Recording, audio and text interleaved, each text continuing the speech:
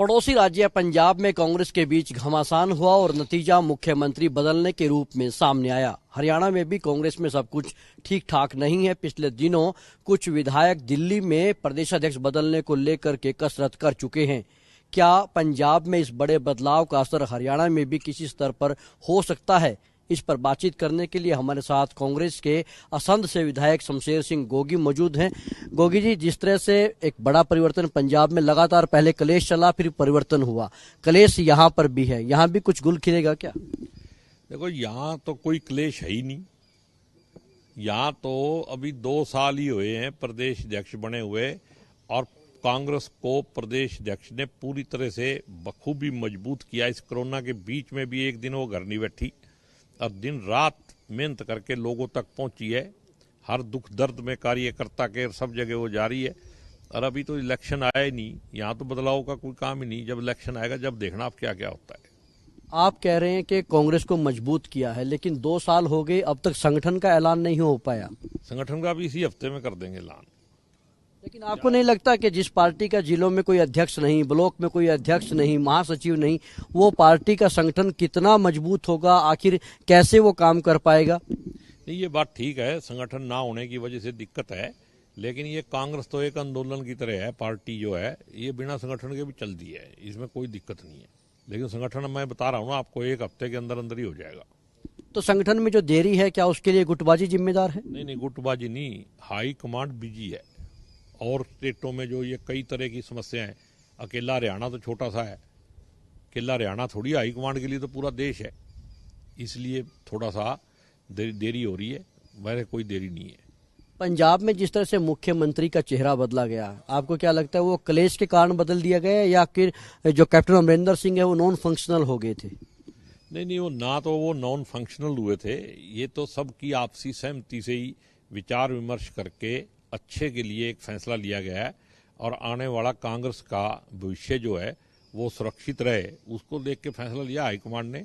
और हाईकमांड का फैसला सबको सर्वमान्य है। कल कांग्रेस विधायक दल की बैठक बुलाई गई है, क्या एजेंडा रहेगा? क्या आपको भी निमंत्रण मिल चुका है? नहीं, मेरे को भी निमंत्रण मिला है। मैं भी CLP का मेंबर हूं, तो मेरे को मिलेगा क्यों नहीं। और एजेंडे की कोई खास बात नहीं है, तो रूटीन में हमारी मीटिंग होती रहती है। क्या पंजाब के घटनाक्रम के कारण तो कुछ सक्रियता नहीं बढ़ गई हरियाणा में? मीटिंग तो पंजाब के घटनाक्रम से पहले तय थी।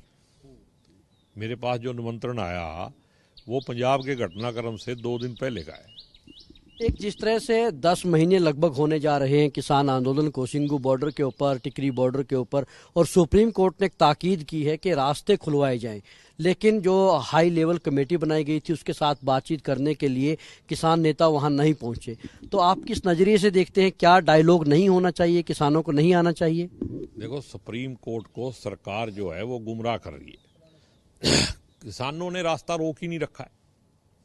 रास्ता तो सरकार ने रोक रखा है। हरियाणा सरकार ने एक तरफ बैरियर लगा रखे हैं नेशनल हाईवे पे, और दूसरी तरफ दिल्ली की सरकार ने लगा रखे हैं। ये जो दिल्ली की सरकार, जो पुलिस है, और हरियाणा की पुलिस है, ये अपने बैरियर हटा ले तो उस रास्ते तो दोनों तरफ से एक एक गाड़ी आने जाने का रास्ता खुला हुआ है।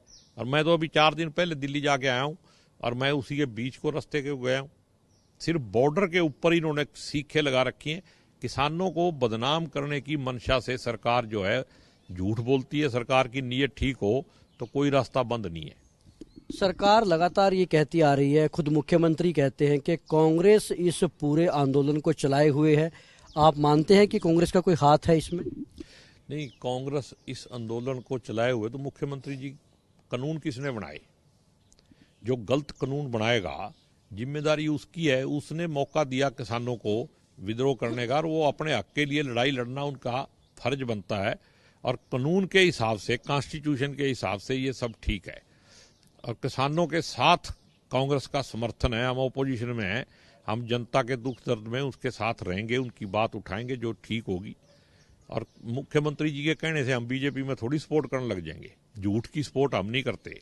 मैंने तो ये चिट्ठी भी लिखी है स्पीकर को कि इस किसान कानूनों को लेके जो रद्द कराने के लिए वहां बैठे हैं, इस पे बहुत सारी लोगों को गलतफहमियां हैं। 2-3 दिन का एक स्पेशल सदन बुलाया जाए और इन कृषि कानूनों पे, अब तो 4 काले कानून हो गए, 3 काले कानून के लिए तो वहां बैठे हैं लोग, और एक जो लैंड एक्विजिशन का काला कानून अभी विधानसभा में पास हुआ है, जिसके अंदर कमियां पाई गई, अभी गवर्नर ने साइन नहीं किए, वो काला कानून तो इस पवित्र मंदिर के अंदर बैठ के राजशाही का आदेश बीजेपी की सरकार दे रही है। किस मुंह से ये कहते हैं कि ये कानून ठीक नहीं है? एग्रीकल्चर की जो डेफिनेशन है उसको अगर आप सही से पढ़ोगे तो आपको पता चलेगा कि किसान उपज को जब तक बेच नहीं देता तब तक वो कृषि के दायरे में आती है और वो स्टेट का दायरा है। यहां तो जो किसान बेचेगा उसी को ट्रेडिंग बता दिया गया, जबकि ट्रेडिंग शुरू ही किसान के घर से जब फसल किसी व्यापारी के घर चली जाएगी उसके बाद ट्रेडिंग का लफ्ज शुरू होता है।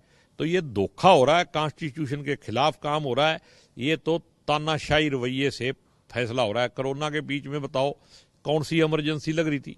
ऐसी कहाँ महामारी में कौन सी जरूरत थी कि अध्यादेश जारी कर दिया और फिर रातों रात बिल पास कर दिया? बहस के नहीं, क्यों नहीं ऐसे सुनवाई हुई किसानों के संगठनों की?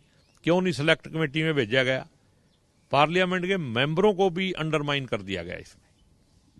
शुक्रिया। ये थे कांग्रेस के विधायक शमशेर सिंह गोगी, जिन्होंने कृषि कानूनों के मुद्दे पर 3 दिन का विशेष सत्र बुलाकर चर्चा करने की मांग की है और साथ ही साफ तौर पर कहा कि कांग्रेस का समर्थन किसानों के साथ है।